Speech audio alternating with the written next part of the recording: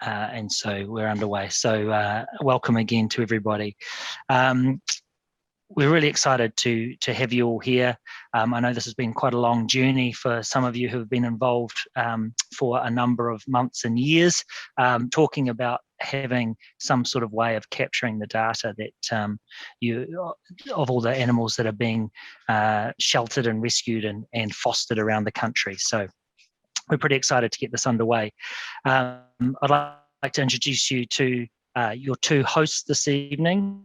As I said, my name's David Lloyd. I'm the General Manager for Companion Animals New Zealand. My background is in the veterinary industry. I married a veterinarian for my sins, and we bought a vet clinic in Wellington Central in 2005, which we managed for about 15 years. And we had dealings with a few of you in the room tonight with your various animal charities. So then after I sold the vet clinic, I managed a group of vet clinics from around the country as well. And tonight, mostly you'll be hearing from Dr. Sarah Olsen. Sarah has recently joined us as our welfare manager. Sarah's background is through Massey University, doing a masterate and a PhD in animal welfare, and so she is the data person, and she's involved. She's been involved with the New Zealand Vet Journal for a number of years as well. So she knows her way around animal welfare statistics backwards and forwards. So we're very lucky to have her on our team, and she'll be talking to you about the register as well. So the aim of the session tonight really is to give you an introduction to what the animal register is that we're proposing. Sarah's got some history for you, for those of you that don't know, but also we really want to just talk about the 3-month pilot program that we're proposing that we kick off next month, and about how that works and what happens with the data and things like that. So first of all, just a little bit of a note about the project. It is very aspirational. We can see lots and lots of benefits from capturing this data and holding it and producing reports for you all. So we're really hoping that eventually it can help guide and motivate real change in the companion animal welfare space, which I know some of you have been agitating for a very long time. And you will know too that we have to take a little dose of realism that sometimes things take longer than we would like. But we're on the way. If we can get the pilot going and we can produce some good data and some compelling sort of statistics, obviously we're of the opinion that it's quite shocking that we don't know the size of the animal welfare problem in New Zealand. We don't really have any good statistics around how many animals are being affected, with good outcomes and bad outcomes. So we're excited about being able to progress that a little bit. So remember too that if things are a little bit slow, there's going to be lots of other benefits that Sarah's going to talk to you about having this data. It is partly around the community of people that are involved as well, and we're hoping that we can provide some resources or at least a forum for people to swap notes and talk about things that are going on in your day-to-day lives. So before we get underway in earnest, I'd just like to do a whakatauki. Mā te hururu ka rere te manu, which means adorn the bird with feathers so it can fly. So from that saying, what I'm taking from that is if we can all contribute the feathers, the data, and try and get a sense of where we're at, then hopefully we can get the bird, animal welfare to soar, and we can take off and actually make some real change and really measure where we're at and where we're going. And if we do nice changes, then are we getting good outcomes? So what we're going to do tonight is Sarah's going to do a presentation. She'll be sharing her screen. If you've got questions, hopefully everyone's sort of familiar with Zoom. You can put them in the chat at any time, but we probably will hold the questions to the end. And we have a discussion point. We would like a lot of your opinions at the end as well. We've set aside 60 minutes for tonight. Hopefully that's okay for time. And hopefully we don't go too far over and take too much more of your time than that. So, but we would like some of your opinions about the data capture and just your thoughts in general. So without any further ado, Sarah, I'll pass on to you. Thank you, David. It's great to see you all here tonight.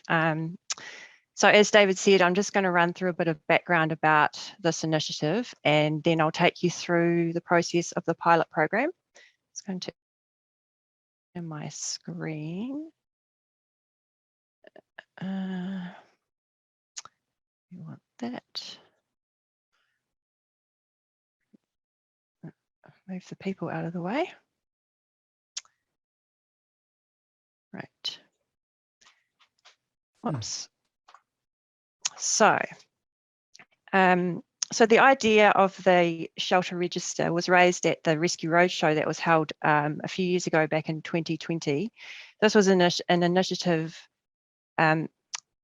facilitated by Companion Animals New Zealand and the SPCA and MPI.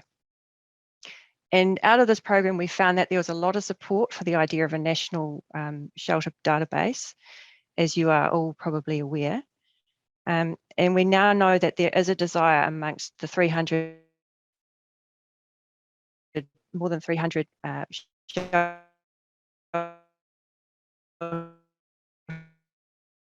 So we need to know what the cost is of stray and unwanted companion animals in New Zealand, but also to the people involved.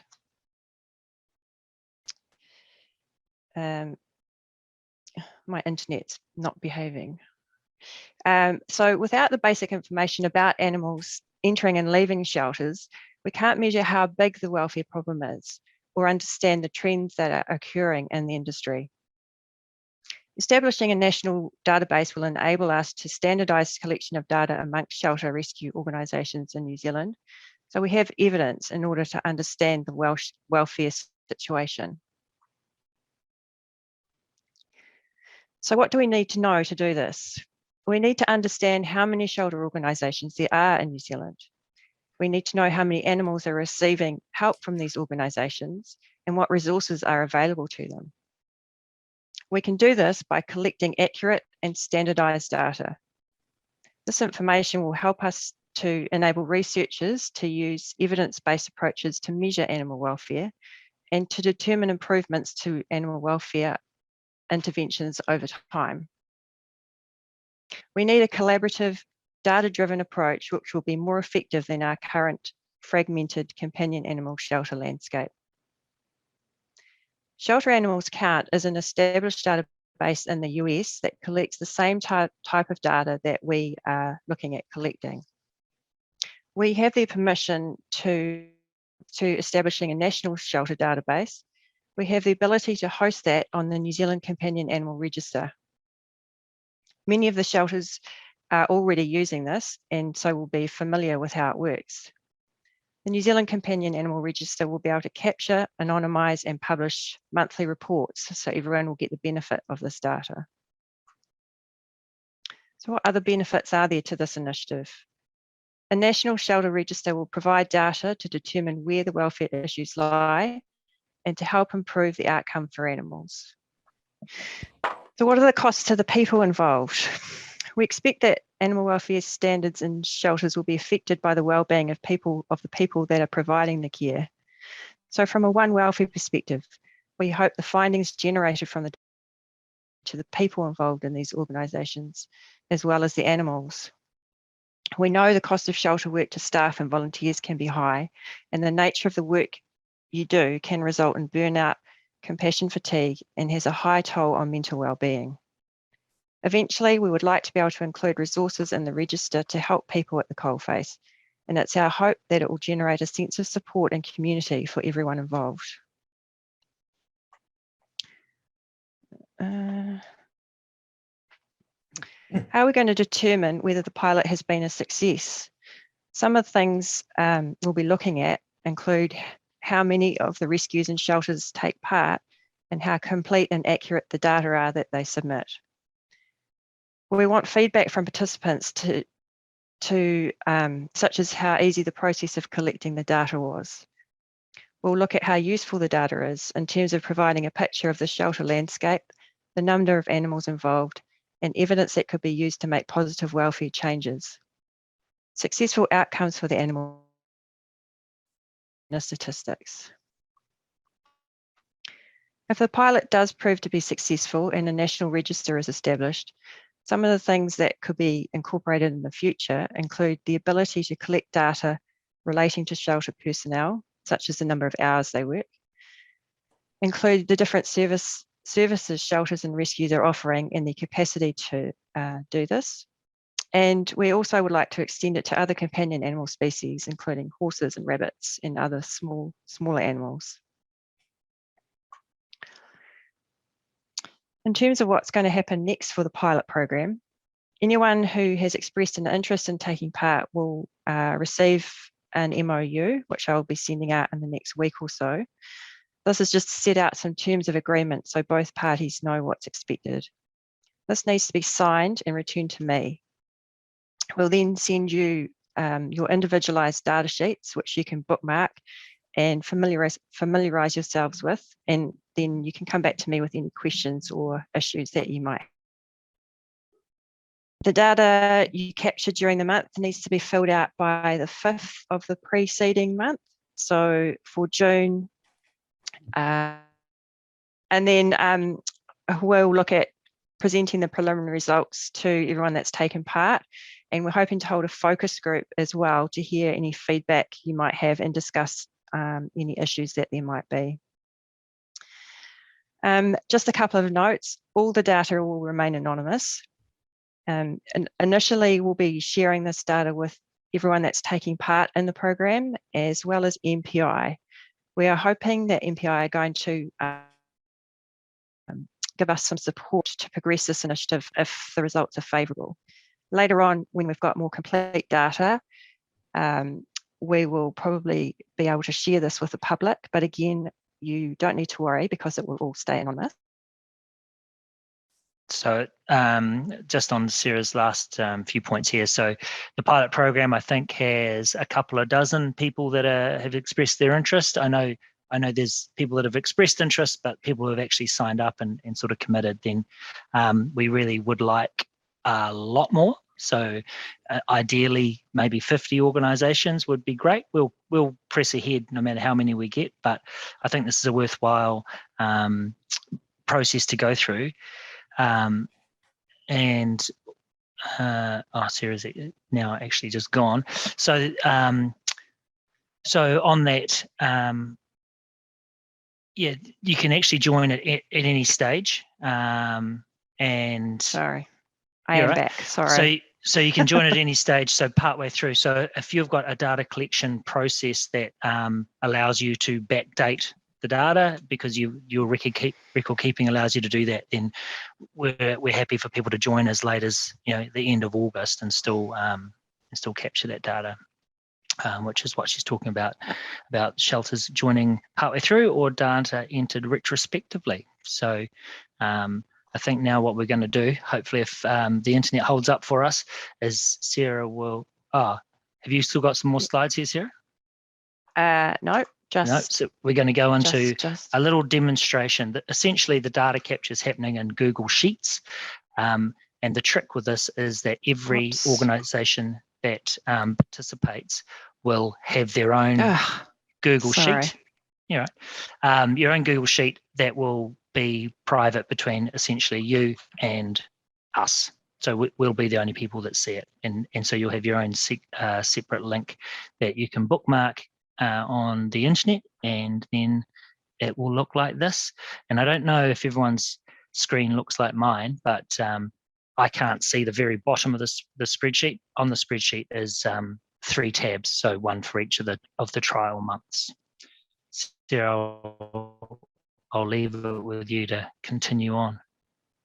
Okay, so it's pretty straightforward.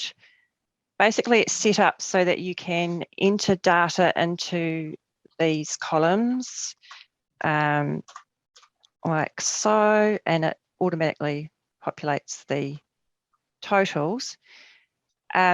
These bold cells have been locked, so hopefully you won't change them by mistake. So what we're basically looking at, as I alluded to earlier, is we've got 4 metrics based on the Shelter Animals Count database and what they have been using and finding has worked well for them. So we're just going to be looking at cats and dogs to start with. and then the 2 different ages, so kittens or puppies, and then adult animals. Over here, you can see a definition or description of each thing that we are looking at. I won't go through all of these now, but if you do have any questions about these at any stage, please just get in touch with me and we can clarify that for you.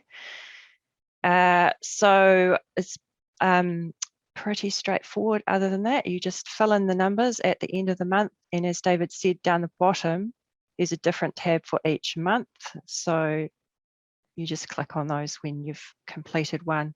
As you're filling this out, it updates live as long as you're online or it's synced, so we can see the data that you are putting at any time. So once you've completed the spreadsheet at the end of each month, you don't have to do anything else, because we will be able to go into that and see your data collection there.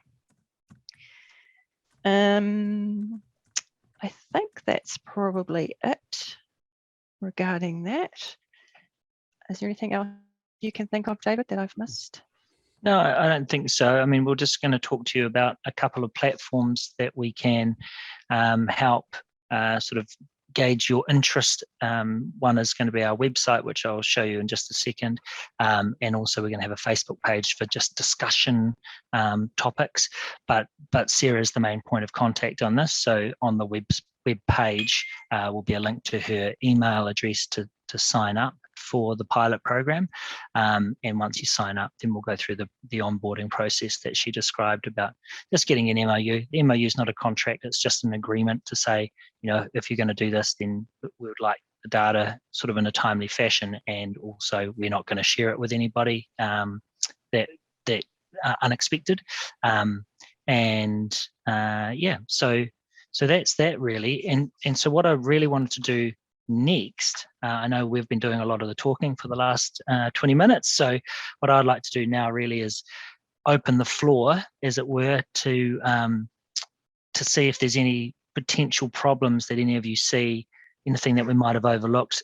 I've got sort of 4 things really. Is there any problems with the data capture? So is the timeline okay? Is the 5th of the month ridiculous? Do you work on sort of monthly reports? I'm not sure. How do you feel it would take you, what sort of effort time-wise to be able to capture that data and input the data as well? And I'd love to know how you capture the data. We did do a survey in November, you might recall. It seems that the way of capturing the data varies. Mostly people have some sort of computer-based system, whether that's an Excel spreadsheet or an actual Shelter software system. But I know some people are doing paperwork, so that's fine. And then also just about how do you feel about the sort of regular meetings, and we had some ideas. If we got big numbers, then maybe we could split into north and south, maybe we could split into cats versus dogs, or maybe we can do a mixture of each group that we talk to has sort of large shelters and smaller shelters contributing as well. So just to kick things off, I saw Beverly had a question about capturing data in the quietest part of the year, so I'll just address that now. We actually had some advice that you're really busy and kind of it's been a really hard season. We didn't want to add more work to your day, so in actual fact we've kind of waited for this moment where hopefully things are cooling down and we can go, okay, let's do this in a nice slow controlled fashion, rather than go, hey, listen, I know you're busy, but can you also do this thing for us as well? So so that's why we've made that decision, and that will definitely be part of the thing that we pass on when we talk to MPI about their participation and how the data looks. So just to clarify, when does it slow down? Yeah, well, I don't know. We because we manage the register, it's a really funny thing. You know, there is definitely cycles of microchip registrations that we notice, but we definitely do hear regional differences and species differences about how people are tracking. We're involved with MPI and the emergency management side of things too, and when we talk to shelters and rescues, sometimes they're like, oh no, things are actually okay at the moment, versus we've got no space, we're absolutely slammed. So it's hard to, that's good reason to track the data. Dennis. Yeah, that's true. Well, David? Yes, Beverly. Just in line with that question, so many of the rescues that are around me at the moment have actually shut doors, ourselves included, because we've just been so overwhelmed and under-resourced. So when we're looking at data collection, when we've closed doors on intakes, how does that get reflected in the data back to MPI? That's a really good point. I think we need to because allow. We're not doing nothing because we're doing nothing. We're doing nothing because we've run out of fosters and run out of finance. Yep. No. There is. I think possibly there's a way of adding some sort of non-quantifying field for you to add that sort of commentary. I think that the final line of that data capture is about number of animals in your care, and I'm not sure, Sarah, whether there's one that would have a capacity number. So it might be that you're kind of full, but you're actually half full because of the funding issue and the staffing issue. I know staffing's been a real mission for the last 2 years as well. So that's a really good point. Thank you. It's not just the numbers of the animal intake, but also the amount of fosters available to be able to take the intake, because you get so many rescues saying we have to shut the doors because we haven't got fosters. Otherwise we take more. So that's actually a very significant piece of information, because the rescues are wholly dependent on the public for their support. And if we don't have it, we can't give what they want. And so I do wonder if there's a space within that data to say what fosters were available, or were they all full? And if I could just add to that, Beverly, it's about having the right fosters as well for the right animal coming in. So you might have 20 fosters, but only 2 of them might be suitable, and they might have dogs. So I'm not sure how you would capture that though. Yep, and you know, that's why it's a pilot. We'd like to shake these things out, and if we can grab some commentary around that, then it might be something that we do, and we go, okay, so we're missing this part of the puzzle. As Sarah said, part of our sort of pilot program thinking is we just want to match as closely as possible something that we know has worked overseas, because then we've got a bit of like for like, and we can ask Shelter Animals Count. You know, they've been very good to us and allowing us to kind of use their matrix. They didn't quite let us use their software, but that's okay. So that makes sense. But so I mean, we can talk. We are all learning at this. So we want to make an improvement, but we have to start with baby steps. So that's the kind of thing that we would like to find out. Okay, actually, we're missing a whole chunk here of decline animals that we haven't been able to bring in to a shelter situation or a foster situation because of resourcing issues. Yeah, Learning Now has a database on that sort of thing. It records, first of all, the initial contact with the person. And then if it's about a cat colony, it records the number of cats and kittens in that colony. So it's got, it can report on data outside its 4 walls. And then as the cats come in, that comes into the sort of database that we're talking about now. But it can report on what's actually out there in the community. And it's been doing that for about 30 years. Thanks, Peter. Sorry, we just missed the very start of that. So what program is that? It's an in-house program. Oh, for you guys, okay. Computer program, yeah. It's all integrated. And just on that, Gordon Stewart and I are working on that as a basis, and we're developing more detailed and integrated system so that we start off with the initial contact, however that may be, work up through cat colony or owned cat or whatever that happens to be, and then working through the colony data, rescuing cats from each colony, just putting up the data on each cat, and then looking at the outcome of each one. So there will be detailed and integrated information on each part of the work, and reporting can be done instantly. It's date delineated. That's great, Peter.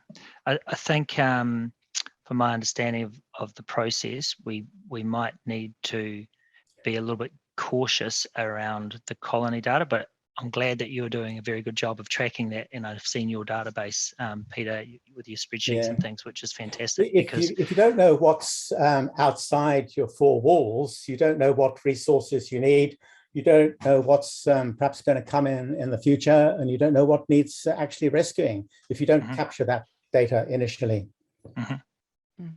I think that that's a very good point, and a big part of this pilot program, and why we are very keen to get some focus groups together to incorporate these comments. And I suggest in the meantime, while we are filling out these forms as they currently are, if you do have sort of outliers from what we're asking, to note that in the comments section, and feel free to add to the bottom, you know, like underneath the formatted spreadsheet, any other data that you have that might be of interest, so that we can accommodate for that later on, and also bring these thoughts and ideas to the focus groups, because they're all things that will need to be considered. It's a developing situation, and I'm really pleased to see what Commander and also doing on this. It's fantastic.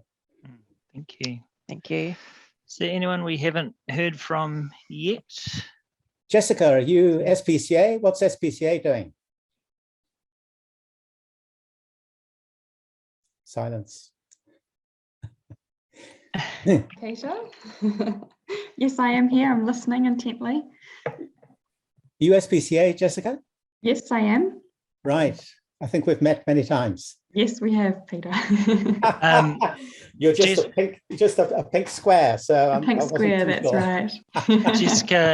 Jessica's helped us quite a lot with some background thinking, and particularly with the approach to MPI. I don't think we've got any MPI people on here, but hopefully later this week I'll be having a chat to them just about why this is should be on their radar, and they're familiar with it and they're interested in what we're doing. We just want them to be a bit more interested with their checkbook. So Jessica's doing a massive help for us from sort of a policy and point of view to try and get the right structure to approach the MPI people, which is great, and obviously knows her way around shelter work as well. So and for those of you who don't know, Jessica used to do my job, so it's a nice thing. So very good. So I'm reluctant to try and call out names, but I know there's some people that we've spoken to before in various other realms when we've been redeveloping the companion animal register rather. So is there any sort of further comment at all? Did we think that the 5th of the month is going to pose a problem for anyone? There was a comment there somewhere. Was that Beverly? Was that your comment about the 5th of the month? Oh, sorry, I missed a whole lot of comments come through. Doesn't align with the businesses using the 20th. It was basically just you know, like trying to collect a month's worth of data, so it gives you a few days leeway in getting that month, and then there wasn't any particular reason. It was just a date. It's a hard date to remember. Well, it doesn't have to be that date. I think we're pretty excited, and so we were thinking if we can capture the data early, then we can produce a report halfway through the month and go, it's kind of fresh. It's in the last couple of weeks, and let's talk about it. Oh no, just the 5th seemed like a weird date, whereas the 1st is easy to remember. The 15th. Yeah, well, that's fine.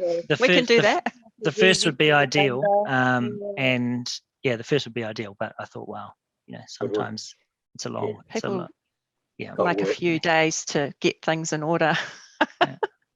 I'm happy if you want to do it on the 1st. Yeah. I guess the key will be because different organisations have different methods of collecting their data.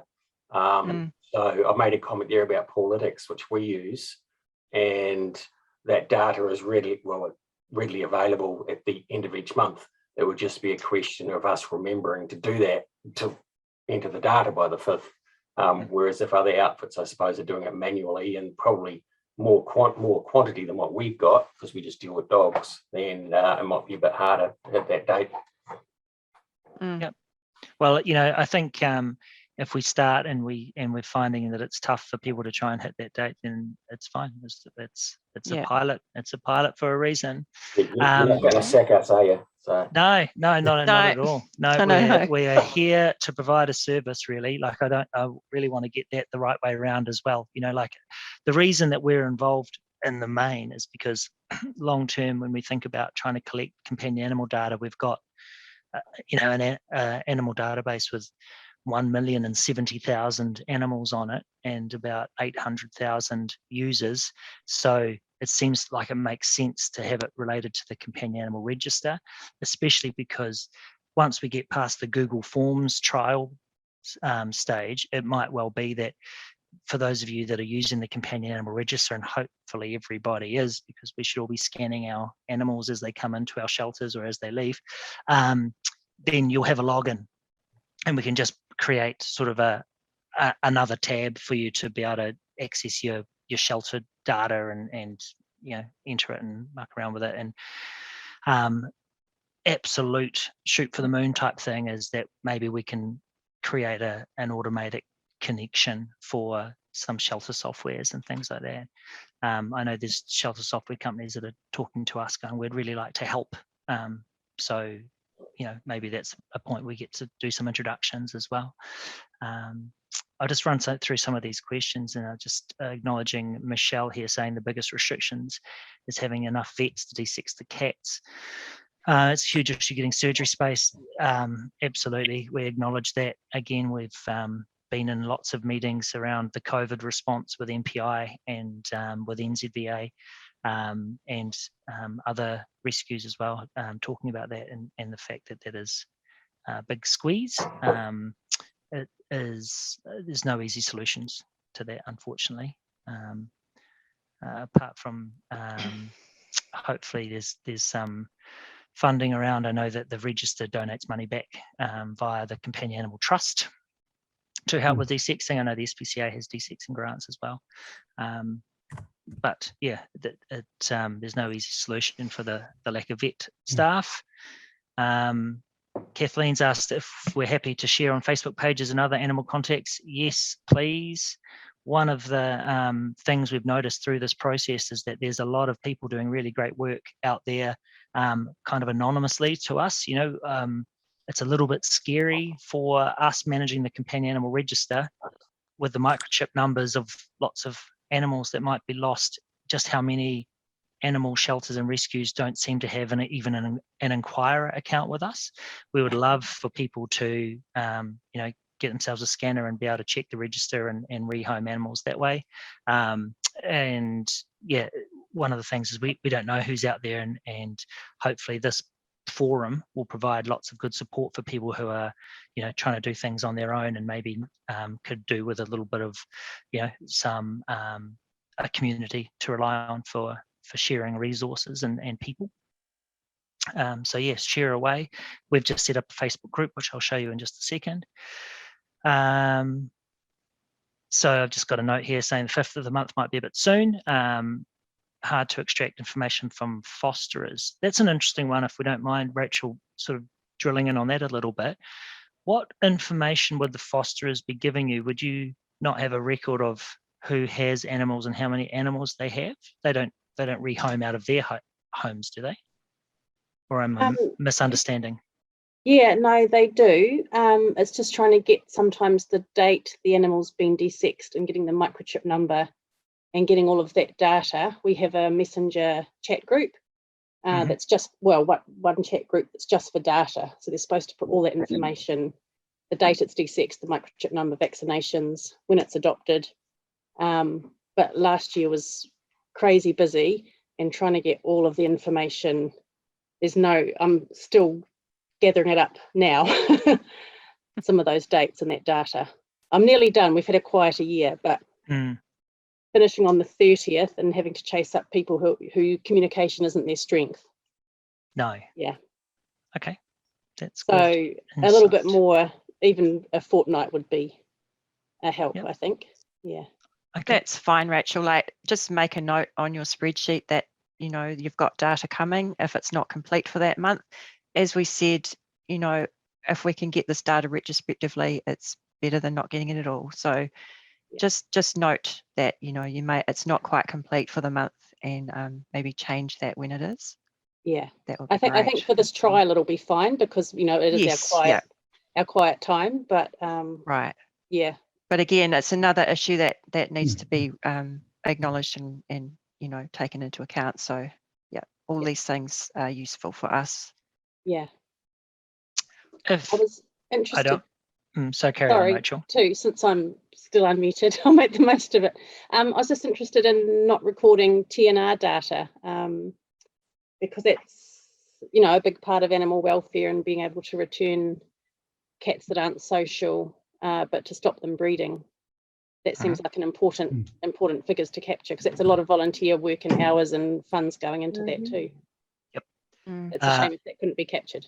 Yeah. Yes, and I think it is, again, mainly to do with the fact that we want to just be able to get the basics right first. You know, you just alluded to the fact that date, you know, we need to maybe work on our dates that we capture and how we report on this basic stuff. We're hoping that this matrix of data we're capturing is kind of the easiest to do, and yes, fully aware that there's going to be, you know, we've had a lot of queries from people about when are we doing rabbits and other species. Ooh, someone's just put me on speaker at their house. So yes, so we can't capture everything in the first tranche, is where we're going with that. And months. How do we record when info when collaborating? Do lots of this, Beverly. Grants for colonies, especially given increased amount of cats dumped due to rental market changes and dumping cats. Would you like to just expand on that a little bit? Am I on mute or no? Okay, so with the collaborating, for example, I've just spent the last 2 days collaborating with other people. So I'm collaborating with a rescue in Wellington by doing all the trapping, which took me, it's taken a couple of weeks all up to train these cats under drop traps, and then a whole day's work to get a heap of cats trapped, ready to go to this other rescue. But the thing is, when they go to the other rescue, they'll get chipped and everything by them. But I'm the one doing all the work. I'm holding them over for the week at my place. I think there's a way, there's a transfer field. The same with the SPCA. I'm collaborating with them at the moment with a local dump. And the thing is, because their remit is so limited, if the cat is healthy, we're having to release them. So all that work goes to nothing. And I've got my own personal opinions about that. I'm not happy about it, but I can't, on an invalid benefit, I can't afford to desex the cats. And I've also got to, you know, play the public game a little bit for the SPCA to be able to get these cats sorted. All these other idiots are charging in on their own and doing everything wrong. But that's data that goes missing because the cats have been let go, and yet there's lots of work gone into it. So again, I would encourage you to just bear with us while we, you know, data's the devil's in the detail, as they say, and we are going to miss bits and pieces. Like there will not be a system that will capture everything 100% to the satisfaction of everybody. So this is the first go, and I think it'll be useful, and we'll be providing this feedback back in our reporting, you know, when we talk about the next step with this after the pilot program, as we'll say, and here's all the other things that aren't showing in this data, because it's important. And it's very reactive rather than proactive, and we really need to be proactive if we're looking at animal welfare. Yes. And getting them desexed and stuff, you know, because the people are happy to have them back because they keep rid of the vermin at the dump, but nobody's putting up their hand to pay for the DSACs, and that's why they're having to go. It's a real bugger. Yep. No, It's I understand. Yeah. I understand, and I don't think there's in the next 3 months we will not solve that problem. No, I don't expect that, but I'm just thinking for quantifying data and what you've got there, do I just put that into the others thing? Because I'm just seeing a lot of what I do is actually fitting into other information. Okay. Because I'm mostly trapping and collaborating. Yeah, and I think for the sake of tonight, that's useful to know. And I think if we can go through this process and then we can find out the round pegs and square holes at the end of the trial and go, okay, so what else can we do, or how else can we capture those kind of fringe cases? Because I think hopefully everyone agrees that most of the time the matrix that's there is most of the animals, and I think there is a field, I don't have it in front of me, but I think there is a field for transferring to other shelters. So if you're taking animals in and having them for a period, then you can transfer them to another shelter and say, well, that's that. And I know you're not going to get every single individual animal's final outcome, and it is broad brushstrokes, and that's unfortunately the necessity now. And then hopefully we can fine tune it. In an ideal world, would have people at central government level working on this full time, a whole team of. None of these have the microchips for the the real statistical quantitative stuff. It's all just furry critters running through stuff. So okay, cool. Thank you. Okay, so where are we up to? We've had a few comments come through. Sorry, so let me just catch up to where we're at.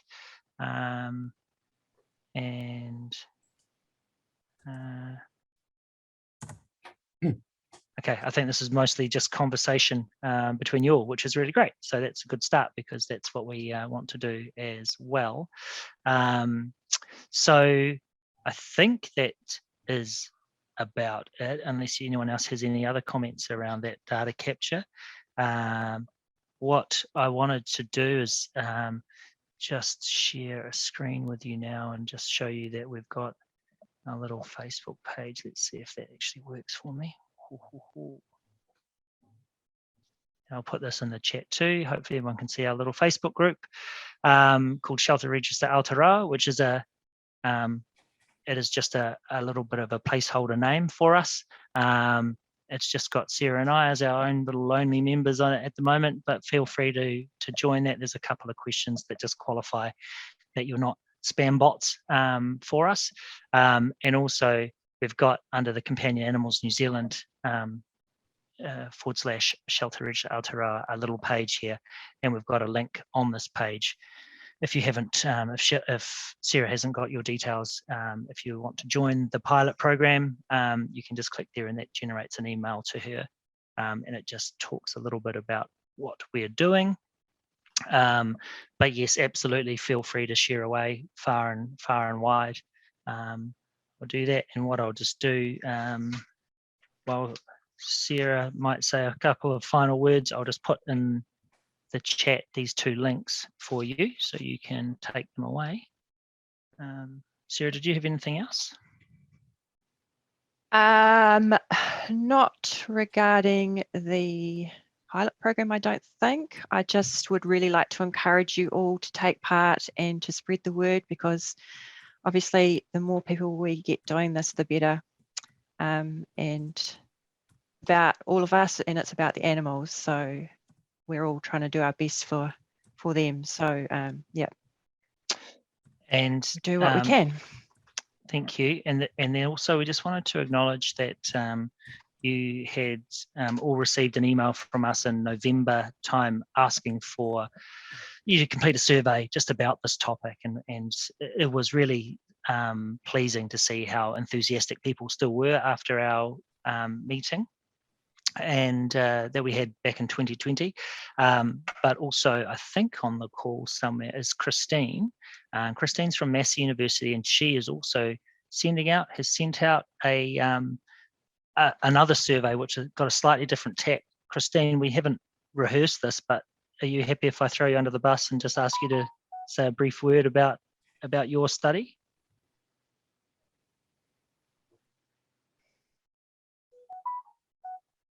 Sure, thank you. Yes, this study is about understanding, again, more about companion animal rescue and fostering organisations in New Zealand, and it's had a small grant from the Companion Animal Trust to support it.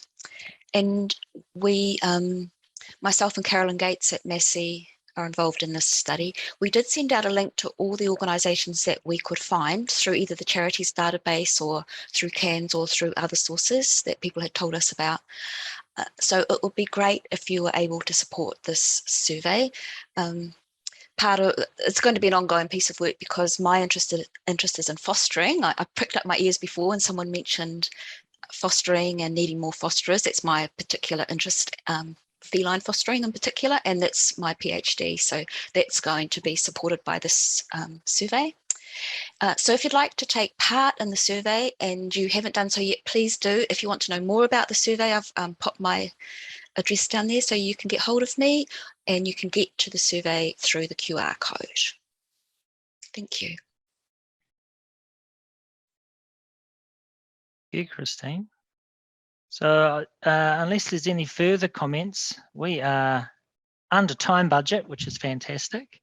You'll see on the Facebook page that we have got a little special logo set up for people that join the pilot program, if that's of use to you, calling you a foundation member. We really have got big hopes and dreams for this data collection program. We hope it lives long past the pilot program. We hope that we get some good central government involvement.